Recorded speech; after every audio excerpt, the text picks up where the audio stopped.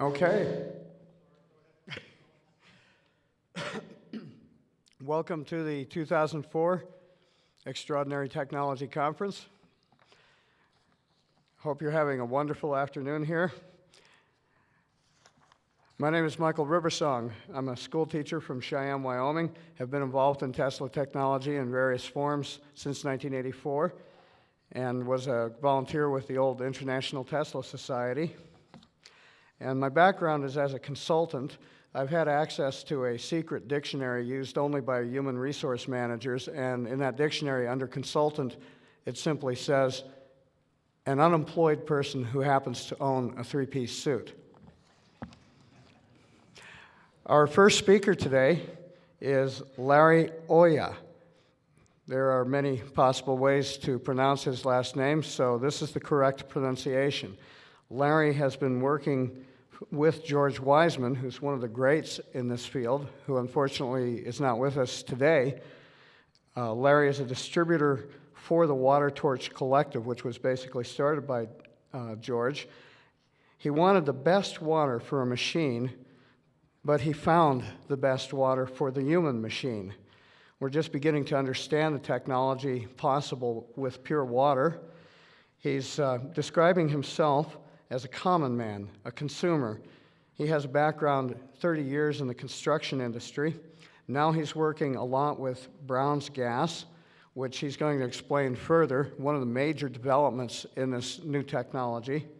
And he also sells distillers and electromeridian assessment material. So please give a good welcome to our first speaker, Larry Oya.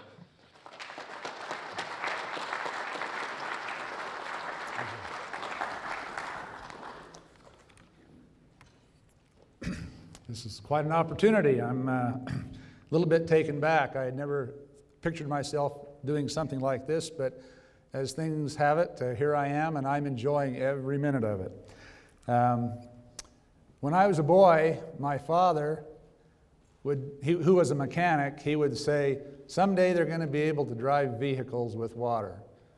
Now, we're not there, but I remember that as a young man, and so as technology advanced, I always kept my eye open on new things and have been following it. But as I come to be here, it was at the encouragement of Hal Fox, who said, well, why don't you draw up an abstract, or write up an abstract and turn it in and submit it, and maybe we'll use you on the conference. And I did so, and never heard anything back. And a little while later, I was informed I was selected to participate in the conference, partly because I know they wanted George. He's a professional. He's done it for years, and he is probably the living expert on Brown's gas at the present time. But he was unable to put that on his plate because he is heavily involved in the marketing approach to getting Brown's gas out to all of us. And that's a very important thing because it's a technology that needs to be with everyone. We'll start off then with a bit of a PowerPoint as we go along here. I'll make sure this one's okay. It's really interesting that at this extraordinary technology conference, that the first topic to be addressed has at its center a very common substance, that of water. Until about 220 years ago, water was thought to be a basic and indestructible element of the universe. In 1873, Henry Cavendish startled the scientific community by synthesizing the water molecule. Water is extraordinary. It has many of what scientists call anomalous properties. All of water's oddities can be traced to its molecular structure. A single water molecule consists of a covalent bond of two hydrogen atoms on the side of one oxygen atom, resulting in the lopsided water molecule and its unequal distribution of electric charges. Thus, the water molecule becomes a dipole, the electrical equivalent of a bar magnet. It is this charged structure that allows water through the electrical ties called hydrogen bonding to have its many characteristics, like expansion as it turns to ice, and also why perfectly pure water is very rare. Yes, water is extraordinary, and we are learning more about its properties and subtle energies as we learn to ask the right questions. Some of the research by Dr. Emoto and Ben Viesti, a Frenchman, is being confirmed with further research. It takes much energy to disassociate the sturdy water molecule. Aggressive agents such as electricity, chemicals, and of more recent use, sound frequencies, have been used. As hydrogen and oxygen come together, great quantities of energy are released. Scientists and novice experimenters have been playing with electricity and electrolysis for many years. Electrolysis is the decomposition of a substance through electric current, water in this application. The splitting or dissociation of the water molecule with electricity is a traditional laboratory experiment. In this process, gases were traditionally separated, as seen in this photo. The experiments of Henry Cavendish, Humphrey Davy, and Michael Faraday, among others, are foundational. But in more recent times of patent and intellectual rights of discovery, first credit for the invention of a device for the production of common duct electrolytic oxygen-hydrogen must be given to Dr. William A. Rhodes, a physicist. He, by request from a manufacturer for a new and novel means for producing torch flame temperatures beyond those of that era, discovered this concept in 1961. In 1962, Rhodes and others started Haynes Manufacturing Company of Phoenix and began selling several sizes of their water welders. The first patent for the apparatus for the electrolytic production of hydrogen and oxygen for safe consumption was issued on July 26, 1966. A second patent was issued on March 21st under the title Multi-Cell Oxyhydrogen Generator. Arizona Hydrogen of Manufacturing, Inc. sells them today. And to my knowledge, Dr. William A. Rhodes is in his 80s and living in Arizona. And I have here a recent email to Sterling Allen, who runs a very excellent site on the internet on energy. And he commented to Sterling, "I studied your paper with all the experiments, including H2. When the dust settles, very few will realize anything for their effort. My contribution was an electrolyzer generation that produces atomic hydrogen and oxygen. It is twice as hot as molecular gas and twice the heat. Enough to melt carbon, which has the highest melting point of all elements. After this goes, we'll send a recent paper on the subject. Since patents ran out, it's public property." And that was sent to Sterling July 26th of 2003. I hope that Mr. Rhodes is alive and well. In 1958, Bulgarian-born Yul Brown went to Australia as an electrical engineer. In the 1970s, he developed his Brown's gas generator, receiving his first Australian patent in 1977. His first U.S. patent was also in 1977, and his second patent in 1978. In the 80s and 90s, in promoting his China-built generator with Dennis Lee, along with others, many misconceptions were promulgated and are still in circulation today. An interesting side note, I have a brochure from a TeslaTech conference of 11 years ago, and Yul Brown was a presenter at that conference in 1993. Yul Brown died in 1998, having spent about 1/3 of his life on the worldwide promotion of his Brown's gas generator. Because of this time that he spent, the term Brown's gas is probably the most common when we talk about common duct electrolytic oxyhydrogen gas. Other names that have been used are green gas, hydroxy, water gas, dihydroxy, oxyhydrogen, dual ducted gas, and there's probably some more there too.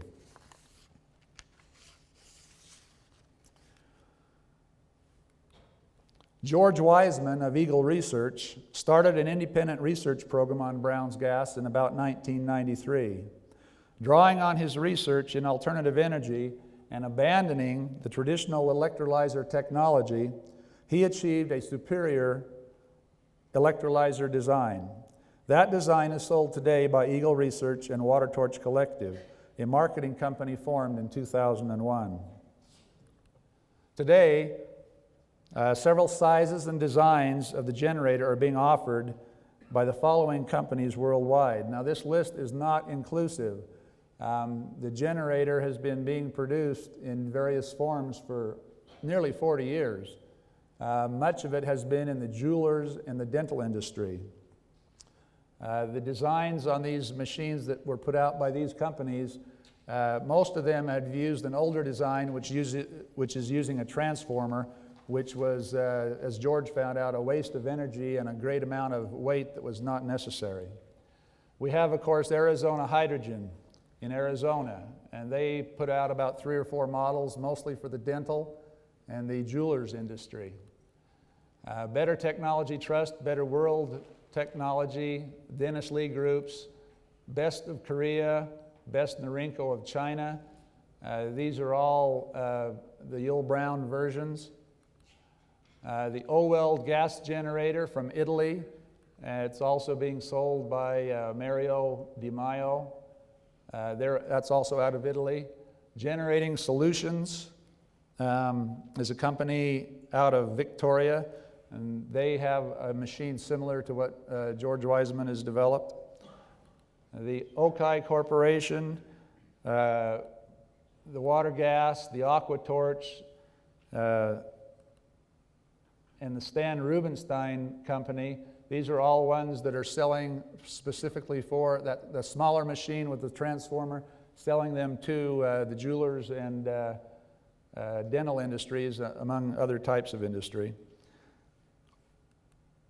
And then we have the H2O 2000, the hydrogen technology applications. I believe this one's out of Florida, very similar to the technology that George has developed. Then, of course, Eagle Research and the Water Torch Collective.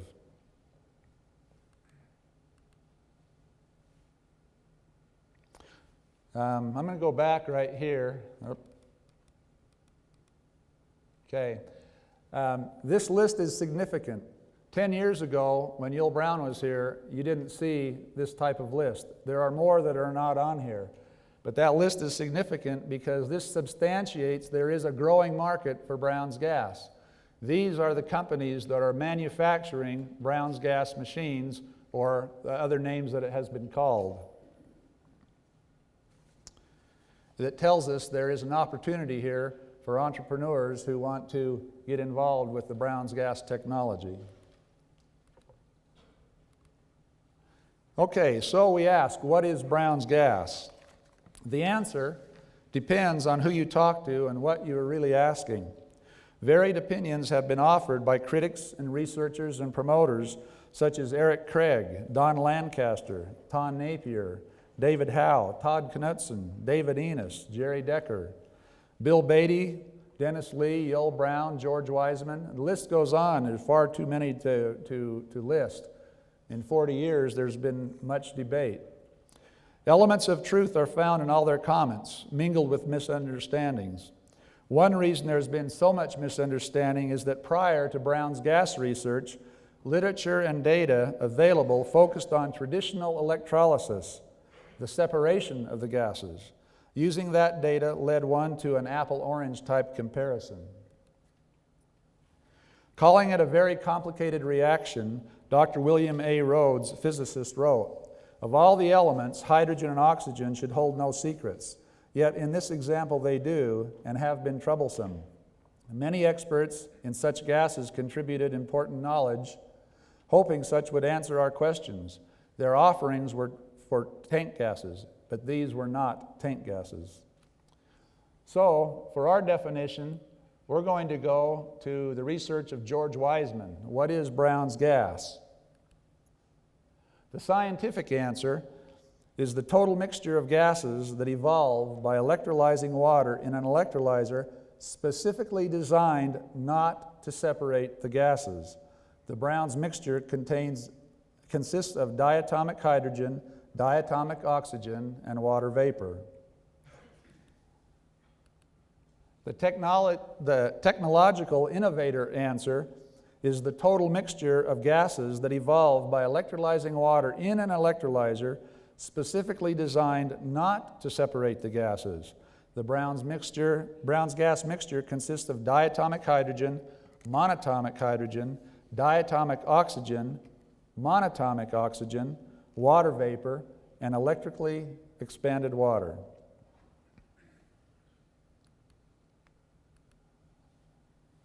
The Brown's gas users answer, the Brown's gas flame is a unique method for transmitting electrical energy directly into the atomic structure of materials, producing effects often unobtainable by any other means.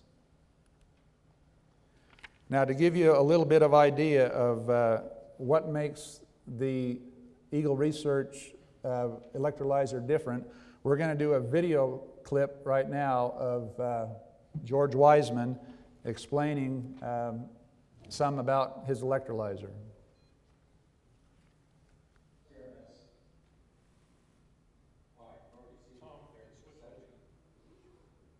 This is a demonstration on how the Eagle Research technology works. The original traditional parallel cells are high amperage, low voltage devices. In our experiments, with a little bit of a change in design, we have a series cell, which is a low amperage, high voltage cell, which is much more wattage. We're going to have to back that up, sorry, it's only 20 minutes. Okay. This particular Yeah, just go back and still it. I wasn't ready. this Okay, hang on just a second. Thank you, ladies and gentlemen, for your patience. Otherwise, I wouldn't have gone on the videos. Okay, anytime. And then switch that name. demonstration on how the Eagle Research So, This is a demonstration on okay. There you go. Yep. how the Eagle Research technology works. This is a demonstration on how the Eagle Research technology works. The original traditional parallel cells are high amperage, low voltage devices. In our experiments, with a little bit of a change in design, we have a series cell, which is a low amperage, high voltage cell, which is much more wattage efficient. This particular electrolyzer here is a tabletop demonstration of what happens in the Eagle Research water torches. Each of these cells is separated by a plastic spacer. This represents the outside housing, and then these are the plastic spacers which go inside one after another, and each of the plastic spacers has a little plate, stainless steel plate. There's no electrical connection between the plates. So we have a series of spacers and plates all the way through the cell.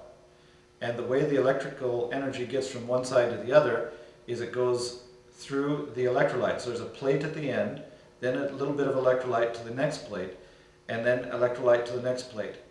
And as the electricity goes through the electrolyte and the plates in turn, it generates oxygen gas on this side of the plate and hydrogen gas on this side of the plate of each plate in the series cell. Those gases go up to the top where there is a gap for all the gases to become common, and then those gases come out the hose into wherever it is that you're going outside. So this is a 70 volt device, but we're running it on 110 volt power, just like our electrolyzers are 140 volt devices running on 240 volt power. The reason that it doesn't short out is because of a capacitive limited power supply. This is a battery charger that works on that principle and quite easily powers this little 70 volt electrolyzer. So we turn on we have a 1/2 amp going through. You see an immediate gas production being made. What's happening now is all the gases are gathering together and going out. If you increase the amperage, you get an immediate, much greater gas production. So you can vary the amount of electricity amperage going through the machine and get more or less volume as necessary. How about safety?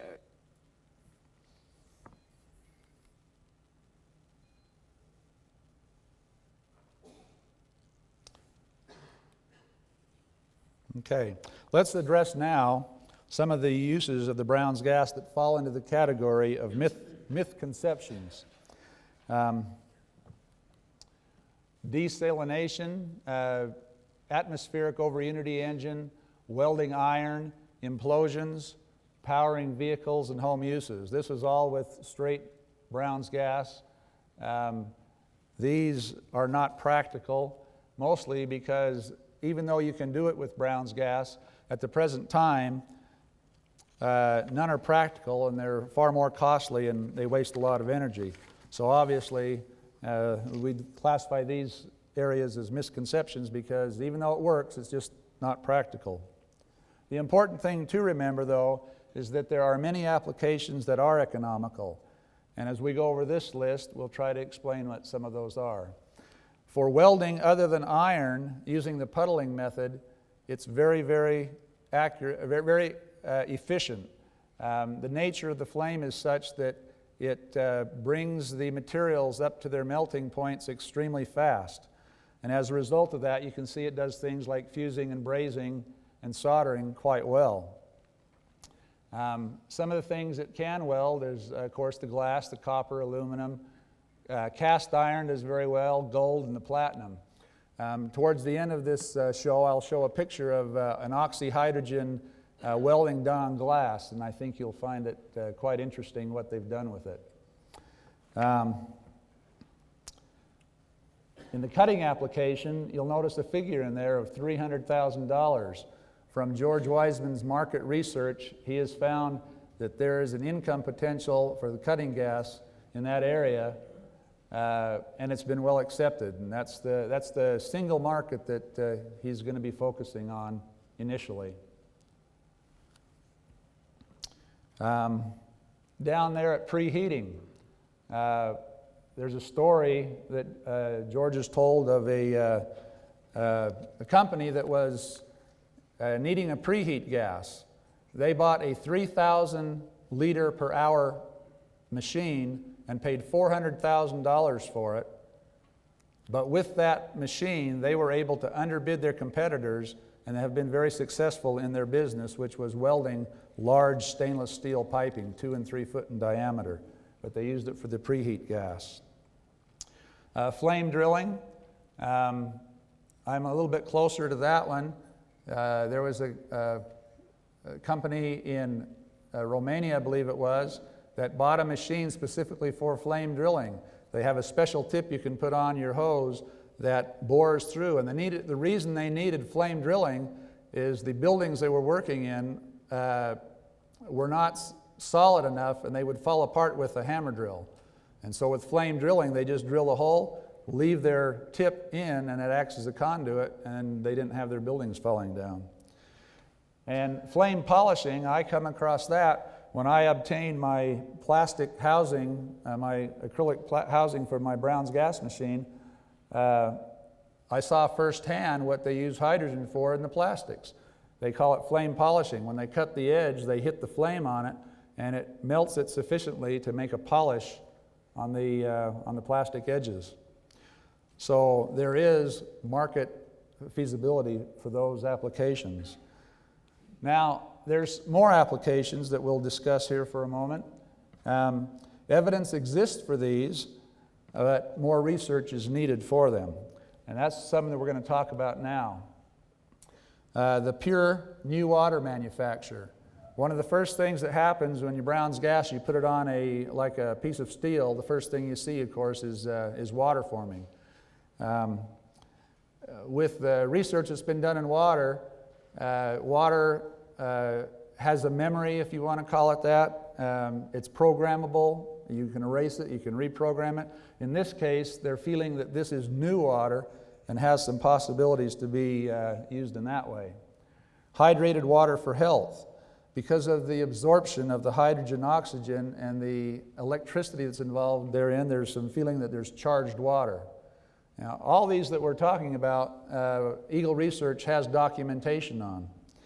Detoxifying water. Here we use chlorine. Some places they use ozone. It's believed that the oxyhydrogen, the Brown's gas, does the same type of thing. Atmospheric enhancement.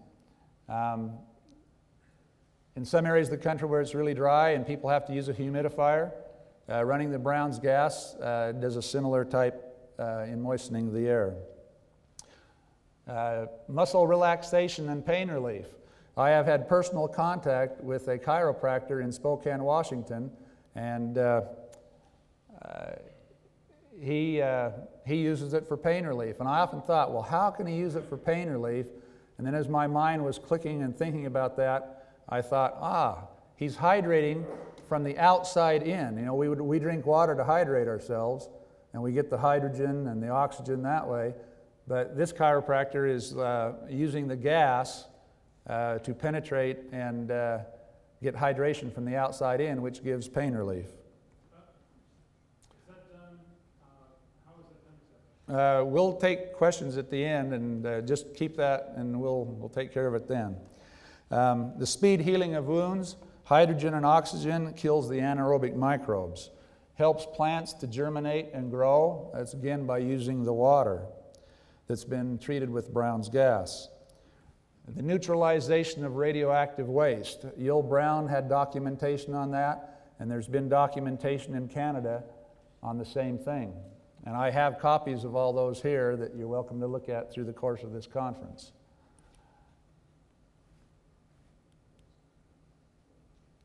Creating new industrial materials.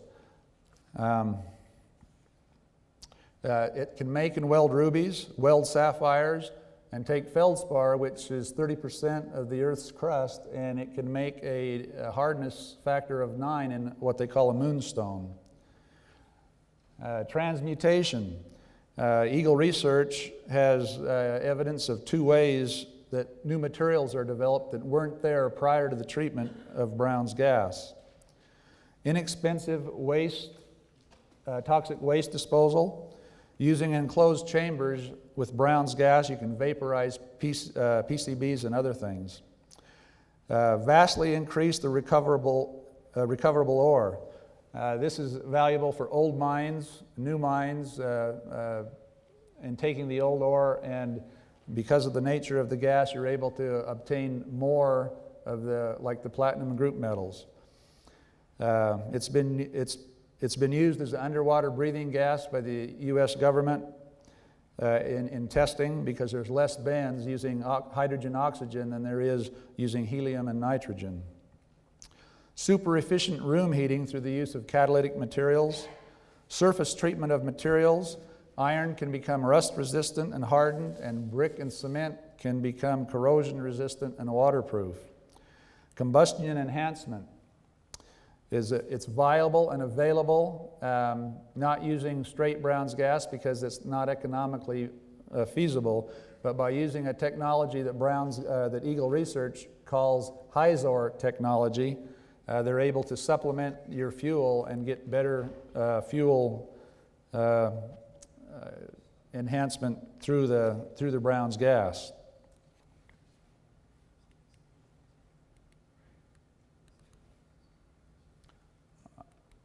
Let's see, I think I've got a button here that's not working. There we go. Okay, let's consider why Brown's gas is a superior gas for torch gas applications. Go ahead and give me another. This is not working. Okay. It costs less. Bottle rental, exchanges, storage, cartage fees of traditional torch fuels are eliminated. The only fuel costs for Brown's gas are water and electricity. Brown's gas can increase productivity. The differences between Brown's gas and conventional torch gases are both dramatic and remarkable. When Brown's gas is ignited, the flame releases an extraordinary energy potential. Brown's gas cuts iron about 30% faster than other materials because of the oxidation effect is enhanced. Pre-cleaning is usually eliminated. Brown's gas cuts dirty metal easily and with minimal popping and spitting. The Brown's gas flame produces cuts so precise that little or no finishing is needed.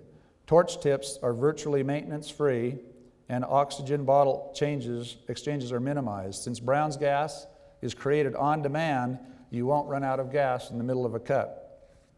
The Brown's gas flame is safer. It has a minimal radiant heat. The cool torch tips, which are safe enough to touch, also prevent flashbacks. The torch can be used more safely in tight areas where combustibles could ignite. The Brown's gas is user-friendly. Regardless of the torch gas currently being used, converting to Brown's gas is easy, efficient, and immediately satisfying. Use of all the same equipment, minus the bottles. You light up and go. You don't even have to make mixture adjustments. Brown's gas is ecological. Brown's gas exhaust is pure water. No harmful emissions like carbon monoxide, carbon dioxide, radiation, or oxides of nitrogen are created. Brown's gas is odorless and harmless when inhaled, unless ignited, of course.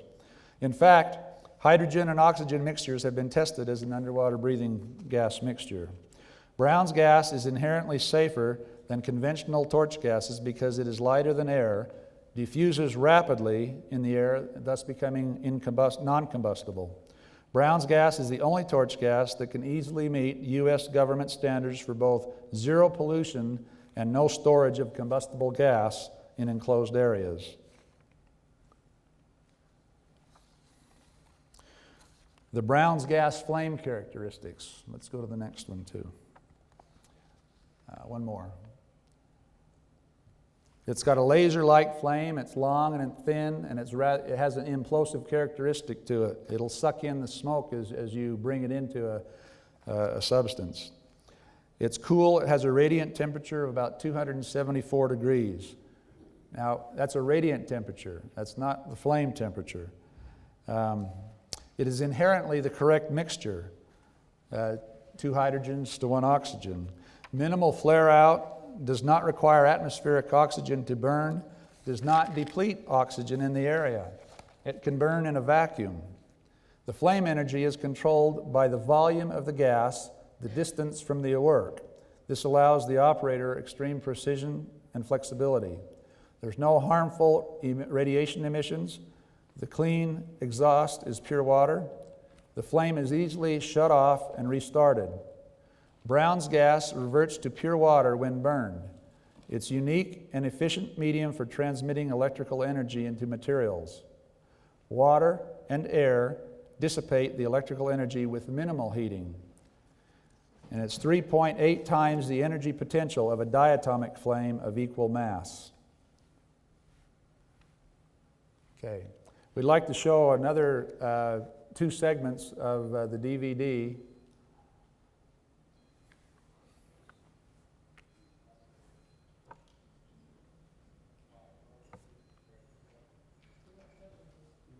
Okay. We have a volume.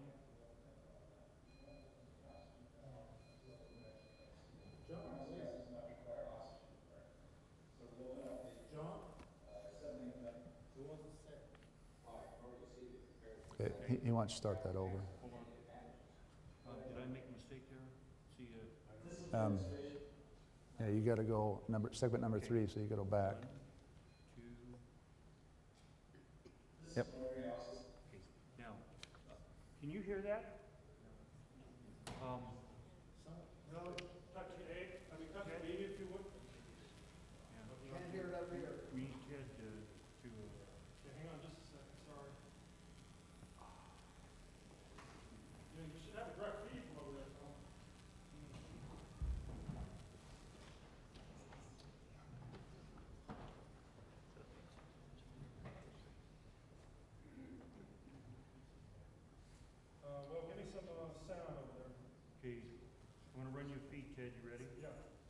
oxyacetylene torch, where we put Brown's gas in where... We've got it. Okay, we're gonna restart. This is an ordinary oxyacetylene torch, where we put Brown's gas in where the acetylene hose would go, and we open that valve for that. We don't open the oxygen valve until you're actually cutting steel. Brown's gas does not require oxygen to burn. So we open up the acetylene valve, which now is the Brown's gas valve, and we hear a little bit of a hiss. That's enough for the gas to start. Brown's gas can be ignited several different ways. In this particular case, I'll start with a lighter, just to show how close the lighter has to be to the tip before the flame will actually ignite. So we have a flame and we come within a 1/4 inch of the tip before it actually ignites. Then we can ignite it with ordinary means, like a striker.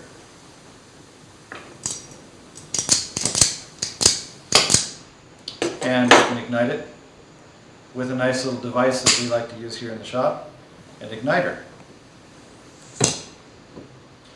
Now, a Brown's gas flame can be adjusted very easily simply by adjusting the valve. How much energy you're putting out, adjust the length of the flame. There's no mixture requirement. You're not adding any oxygen. The flame is always exactly the right stoichiometric mixture. You just adjust how much flame you want by varying the size of the tip and how much gas you're putting out each tip. A Brown's gas flame is long and thin and laser-like. It actually, we're showing it in low light conditions because otherwise you wouldn't be able to see the very upper parts of the flame. So we have almost a 2-foot flame here. It's long and thin because the Brown's gas is converting itself into water, creating a vacuum in the center, so you have an implosive flame. The center cone, the very little cone in here, is an actual pure vacuum inside that, not an exploding flame like carbon-based flames like acetylene would be. So it's emitting almost no radiant heat and almost no ultraviolet radiation that would be bright, that would hurt your eyes. So it's a very benign flame. It's easy to look at, it's long and thin, it is putting out very little radiant heat, it's not heating up the torch tip. Even the flame itself is relatively cool. Since we're making a tunnel in the air, if you move the torch sideways quickly, it loses its tunnel and has to make a new one. See that? The flame goes short and then long again. Kind of like Luke Skywalker's lightsaber. The Brown's gas flame is incredibly clean. It puts out no carbon monoxide, carbon dioxide, or oxides of nitrogen because it doesn't have any carbon in the flame to begin with.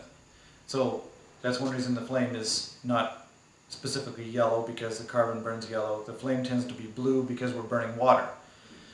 As far as safety goes, a Brown's gas flame doesn't put all the carbon monoxide, all these poisonous gases into the air, so you don't require a room venting. The room doesn't have to be vented when you're using the Brown's gas, unless there's something else creating those particular kinds of noxious fumes. The actual flame itself, like the gas, is benign, and water vapor is its only exhaust. So you can use it in a sealed room, and because the flame is so laser-like, you can actually use it in very tight enclosed areas without burning the operator, without burning wood, without burning walls or oil or rubber or electrical wires or anything else the flame might be nearby in any kind of a situation where you're using a flame, unlike any other torch in the world. Now I'll demonstrate the flame in water to show that it doesn't heat water, yet you can do other marvelous things with it. The flame energy isn't a heat energy. The flame energy is more an electrical energy. The flame energy is variable depending on how far away you are from the whatever material you're using. We'll give ourselves a little bit of extra volume here, so the flame is quite long, and we can start on this piece of rock, and we can show that it heats up a little bit, very, very laser-like. No other flame in the world will cause a rock to be heated at this distance, very laser-like like this. And then the closer you get to that piece of rock, the more and more energy you're putting into that rock. The flame itself always stays the same temperature, but the rock will absorb that electrical energy and heat itself to incandescent till it melts. Now this particular piece of rock is feldspar, which when you heat it with the Brown's gas turns into a semi-precious stone called moonstone. And we can back off, cool the rock, but keep it warm, bring it in. Very laser-like, very easy to adjust. This characteristic makes the flame extremely valuable when we get to soldering and brazing and things like that. This piece of ceramic is made to go in kilns at 5,000 degrees and not melt. The Brown's gas can punch a hole through this sort of ceramic very quickly.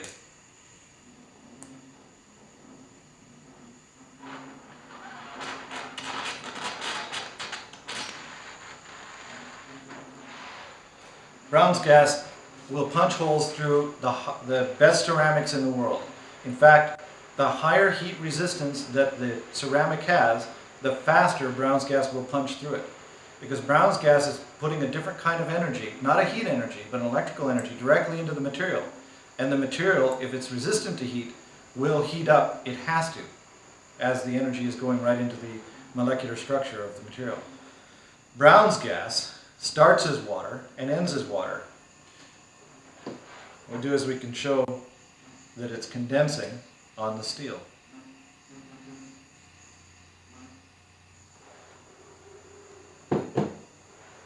So when you ignite acetylene, if you have too little oxygen, you can see the smoke forming, great clouds of it. That smoke is actually forming in the air all the time. That's the pollution that's forming in the air. You can't ordinarily see it because it's turning into carbon monoxide. Instead of just being straight carbon like that, it's turning into carbon monoxide and carbon dioxide. Very unhealthful. The flame is radiating bright light that will hurt the eyes if you look at it directly. And you have to do quite a bit of mixture adjustment to get the exact flame that you want. Further, the flame is very hot. It flares out a lot and essentially hard to control. There's no way that you can adjust the flame energy and heat something like a stone from this distance. It just won't happen. We're not talking a laser-like flame anymore. We're talking a very flared out, hot flame. Now you can still heat a stone, but it doesn't do the same job that Brown's gas does. Wow, I can already see that compared to acetylene, Brown's... Although Brown's gas is a cool flame, it easily superheats this piece of tungsten faster than acetylene.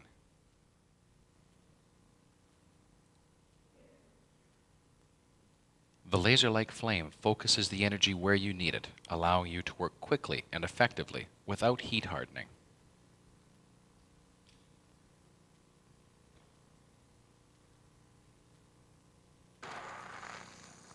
Because the energy of Brown's gas is so incredibly concentrated and focused, it's able to easily punch through this piece of thin steel without additional oxygen.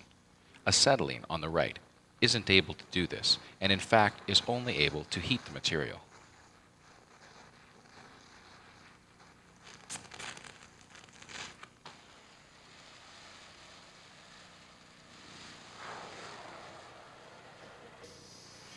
Interestingly enough, the very characteristic that prevents it from making good iron welds causes Brown's gas to cut at least 25% faster than other fuel gases. In a cutting showdown, we've allowed acetylene on the right to preheat the material and given it a head start.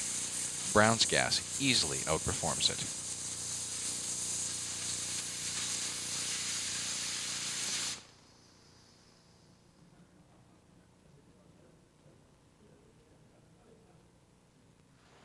One of the unique properties of Brown's gas is that it heats iron oxide faster than it heats iron.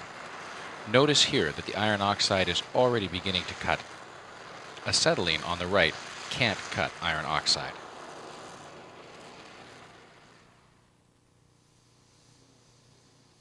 Where this is extremely useful is in day-to-day operation. Acetylene on the bottom is given a smaller piece of steel to cut. Brown's gas on the top is cutting faster.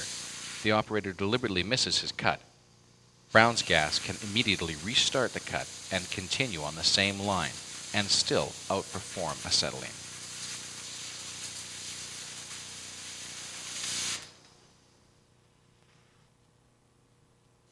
Put Brown's gas on a track cutter and you'll really see it perform. The cut is so laser-like and so clean that almost no additional dressing or machining is required. The implosive Brown's gas flame draws in combustion waste and vaporizes it. Watch in slow motion as the smoke disappears the minute the Brown's gas flame appears.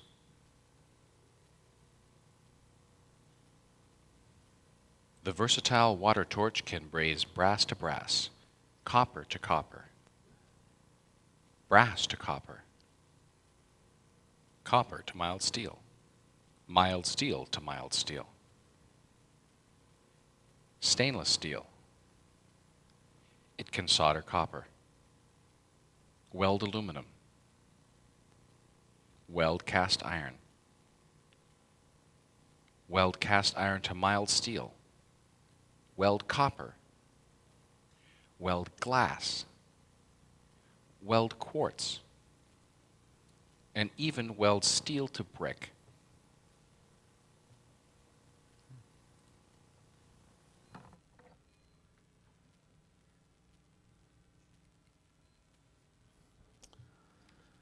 Until Eagle, are we back here yet?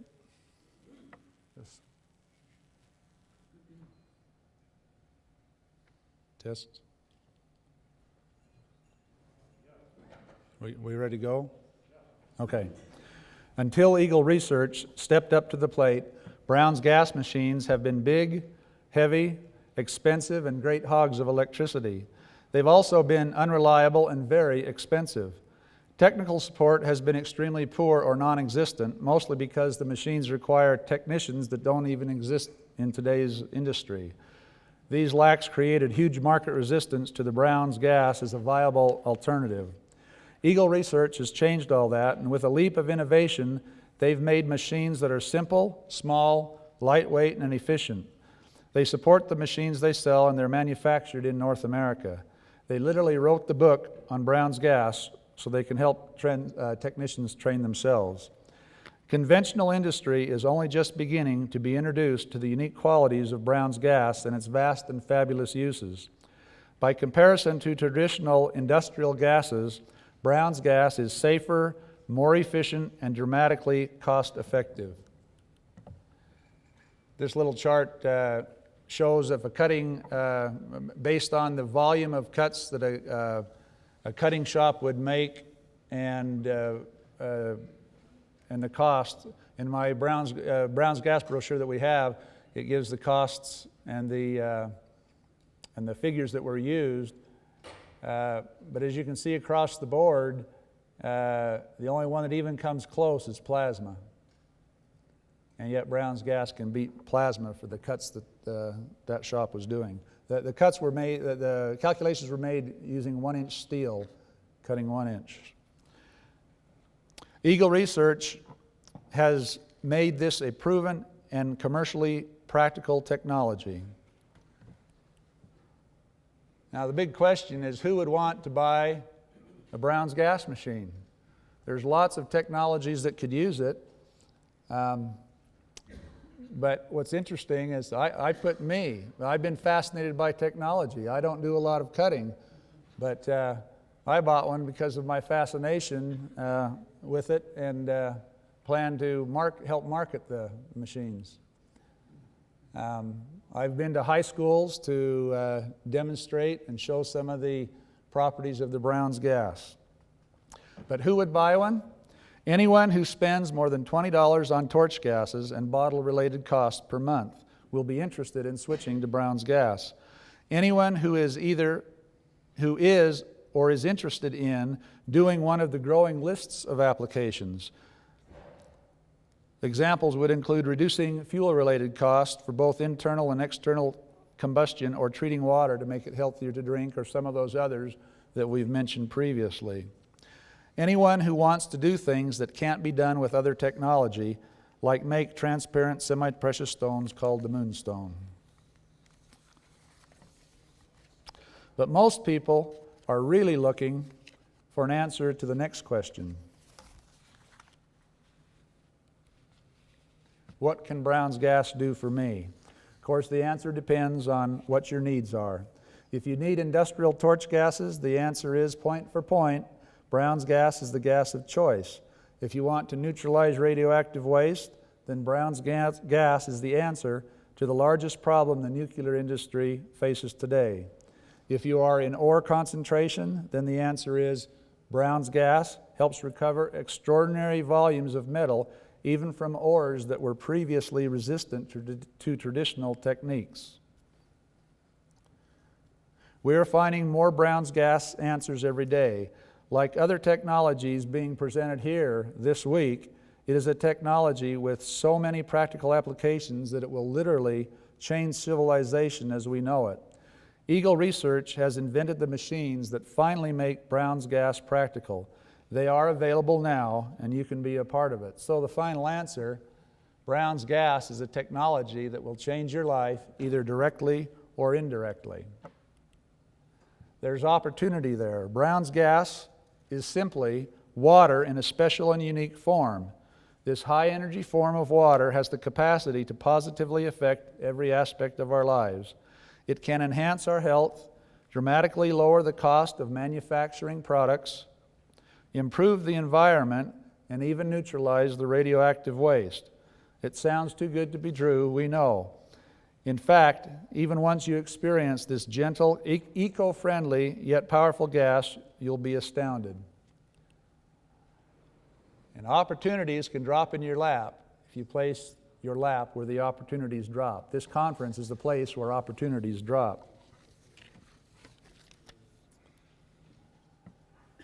Brown's gas is an industry-transforming technology with an annual revenue potential of that $300 million just in the cutting applications. There are dozens of diverse uses for this extraordinary gas. For the most part, conventional industry has yet to recognize the unique qualities of Brown's gas and continues to be largely unaware of its vast and fabulous uses. With Eagle Research, Brown's gas technology, and the formation of Water Torch Collective, the time for this amazing yet totally underutilized technology has finally come.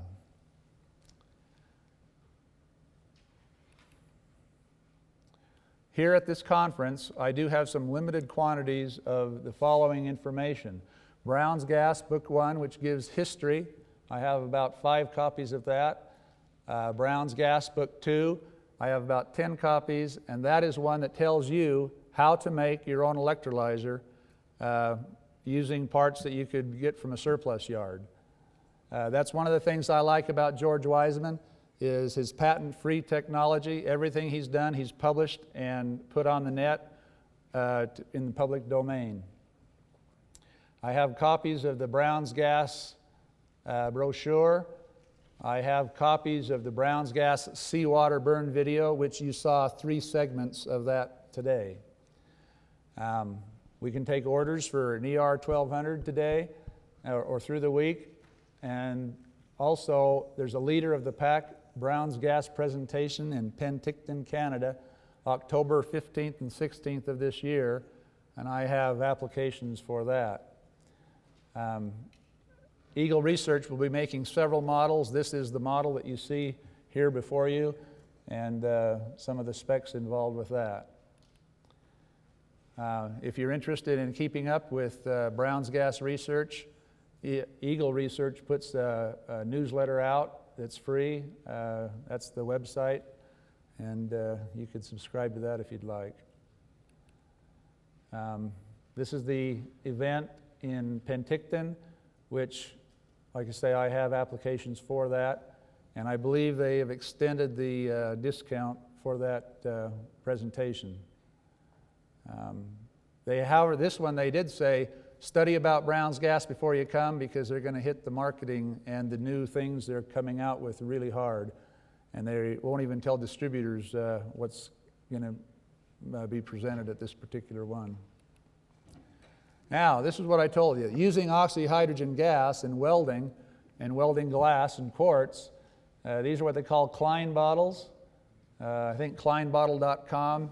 I showed this to my daughters this morning. They said, "We want one." I said, "Well, fine, you can buy one."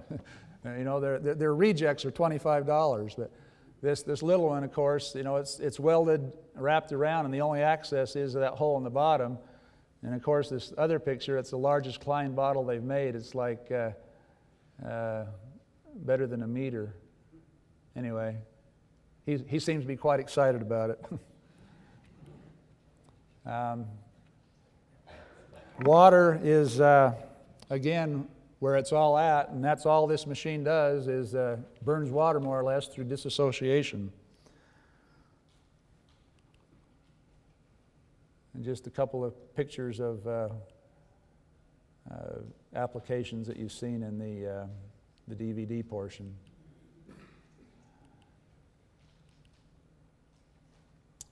I threw a couple of pictures of other machines just to show you. These machines are very small. They're made for the jeweling industry. They ran on a transformer-based technology. They were heavy. They make noise. Anybody been around an arc welder or a transformer? You can't even talk. This machine, you can literally hear a pin drop in that room on a hard floor. You can hear a pin drop, and it's producing oxyhydrogen or Brown's gas. And here's another machine, the Hydroflux. It's also called another label, Aqua Torch. But they're quite small, but they've been around for nearly 40 years in the jewelers industry. Opportunities can drop in your lap, and if you place your lap where the opportunities drop, and that's why we're here. That pretty well concludes my presentation. If there's questions, you're welcome to come and look at this machine. If there is interest, I can arrange Saturday during lunch over at the next building to have an outside demonstration for anyone that would like to see that. I think anybody like to see Actually, we may have time now. Are you set up now? Right outside this? We have until 6:30, and also we have this microphone set up for people to come down and ask questions. So if you have a question, please come to this microphone so the question's clear on the tape. We can form a line here. One other thing I need to let you know right away, we are running this until about 6:30, and then the social hour, many people have asked about this, the social hour is going to be at 7 o'clock at the Super 8 Motel in their conference room. It's just down the road about a mile or so, and there will be pizza and pop and water. So anyway, please come to this microphone only for questions. Thank you. As far as demonstrations, I was here 3 weeks ago just checking it out. There is not a 220 outlet in this building that is available or accessible. In the next building there is, and so in moving the equipment and everything, we can arrange to do that Saturday, and we'll make sure it's announced. If you want to bring a nickel, I'll punch a hole through it just like that, and you can have that for a souvenir of a nickel that has a hole that's been burned with disassociated water. Now, I am not, my presentation obviously was not a technical one. I will do my best to answer any questions you have. If I can't answer them, we'll write them down and send them to George. Okay. Well, I'd like to know if this would be applicable to making laminates, like a broad surface laminate, using this in... Thanks. My question is, would this be applicable? Could you make broad surface area laminates of dissimilar metals using this technique? And if so, how would you go about doing that? It's my understanding that you could do that because of the nature of the flame with dissimilar metals. It heats them up simultaneously to their melting and then vaporization points. I know the eutectic method of I know they laminate. fuse dissimilar metals. For what you're asking, I'm talking about basically a eutectic method of layering broad surface areas like large plates, and laminating them, putting them into a laminate over a broad surface area in a eutectic manner to bond them so there'll be a laminate bond. A wafer. Thanks. Thanks. In order to create, like, if you wanted to do a sheet metal, a laminate on a broad surface area so you can combine two or more dissimilar metals and have that in a eutectic weld or Okay, the biggest, closest comparison I can think of is, you've seen the salesmen that sell the pots and pans, and they claim they're layered. Yep. Okay. Yeah, similar to that. One thing I know, if you put a Brown's gas flame on that, it would bore a hole right through Right it. through it, right. However, if you learn the technique of using the gas, I would imagine that you could come up with some kind of system to, get it to the melting, and Okay. it would take but some. have you heard of anybody doing those type of laminates using Yuli's gas I have not. to create a multi-layered? I'm sorry, I'm talking about a broad surface, 4x8, like similar to a 4x8 sheet of metal. Yeah.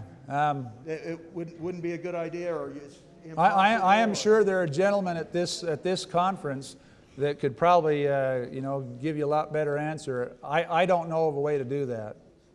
Yeah, at the well, present I'm just present wondering, time. because I have an application for laminates that are dissimilar metals but laminated together in a eutectic form so that they're basically just a pure solid laminate, and this would be great to do it.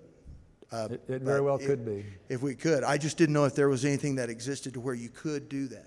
That was my Like I first say, question. conventional industry has not been accepting of this because of the previous weight and the machines and their bulkiness, and And they noise. didn't do what they claimed they'd do, and there's no tech support.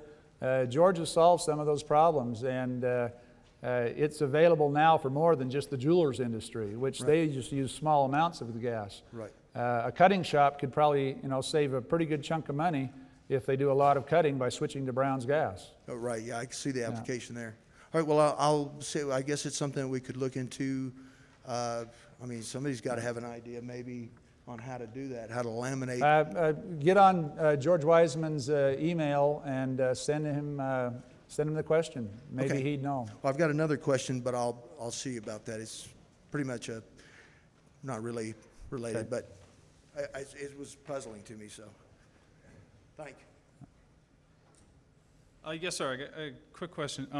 The gentleman in the video referred to the heating of the rock as electrical energy instead of thermal energy. Well, I know he said electrical energy. I'm not sure if he discounted the word thermal energy, but he said it was completely different from an acetylene torch, which used thermal energy. Do you understand why he says that the surface is being heated by the electrical energy? I can only give you my opinion. My understanding of the Brown's gas, by keeping the gases together and in that electrolysis situation, and this is a non-technical person speaking, I've made the assumption there's some kind of transfer of electrons going on. And that's why when they did a spectrometer test, they get bumps at monatomic hydrogen and bumps at monatomic oxygen. So, perhaps there's additional electrons flowing through there, and they just, haven't been able to determine exactly what it is yet. But it's often been the anomalies or the inconsistencies that drive scientific research. And that's what we're hoping is there's enough machines out there, people will start discovering why these things are happening. Right. You also said that the machine runs silent. Is the process efficient enough that as it happens, it builds enough pressure to be able to come out of a torch at a constant rate, or is there some sort of a compressor involved?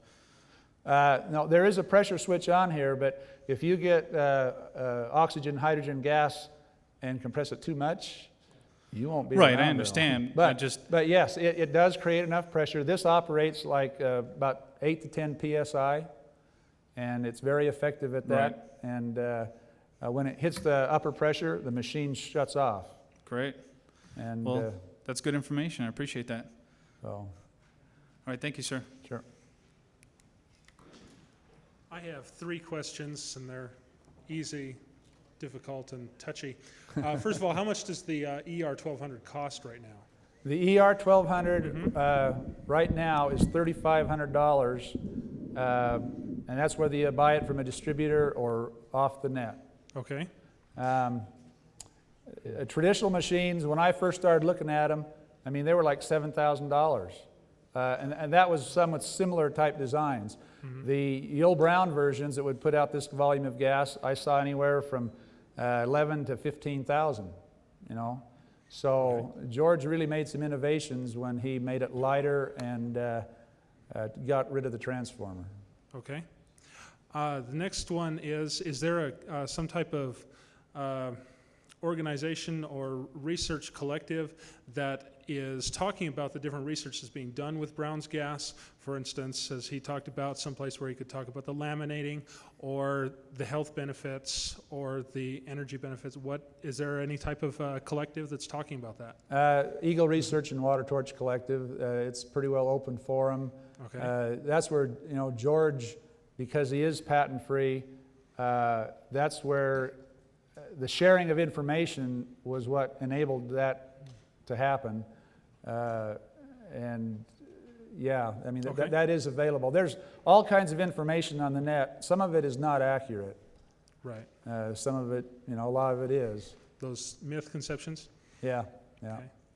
Okay. In the book, the last question is, in the book he mentioned research into something, this was a couple of years back, he mentioned the research into hypergas.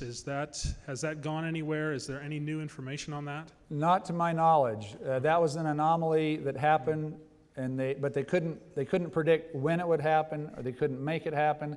Just on occasion, this hypergas, they got a lot more gas than what the math said they would get, but they weren't able to duplicate it. So it's kind of it happens, but nobody's explained it yet. Okay, thank you. I would like to add a comment about forums for research. Of course, this is it right here, but also online there is the USA Tesla list, which kind of grew out of the old International Tesla Society after it folded. And then there's also the Sympathetic Vibratory Physics list, which is run by Dale Pond, who's one of our speakers here at this forum. So either of those are very good resources for this type of discourse about the research going on. Thank you. That's very good.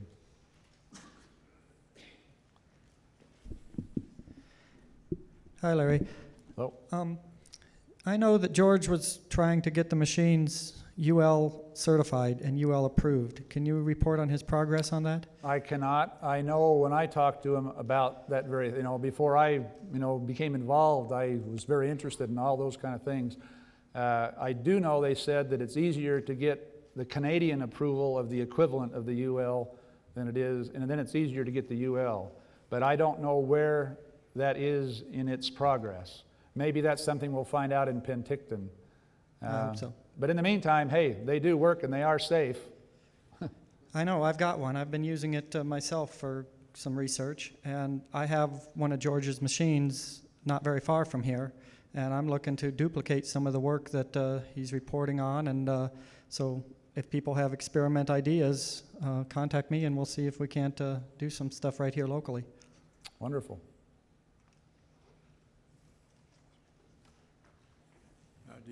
Do you have any comments on or observations on the neutralization of radioactive isotopes, particularly long half-life types? I have the documentation here, and I have a video of Yul Brown and some of the reduction that he did.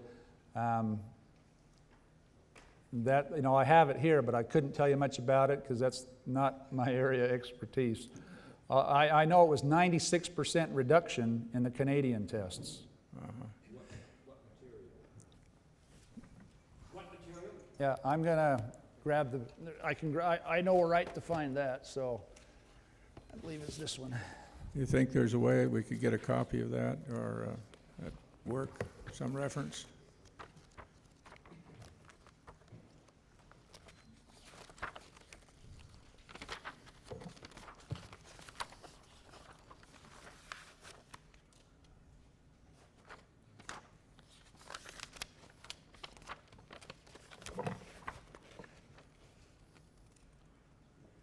Reduction of radioactivity of americium-241.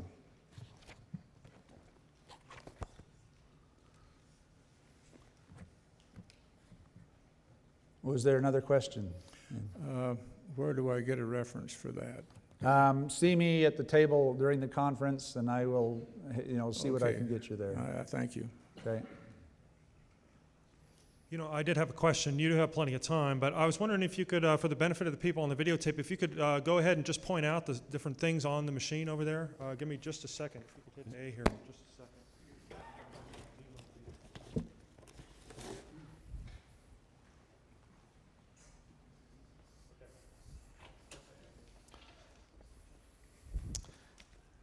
Well, let's see. Yeah.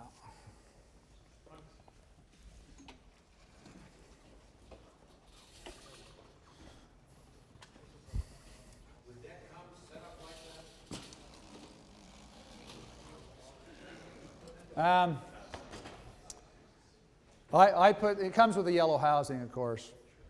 That I got the little garden cart, of course, at Costco because I didn't want to have to haul it around.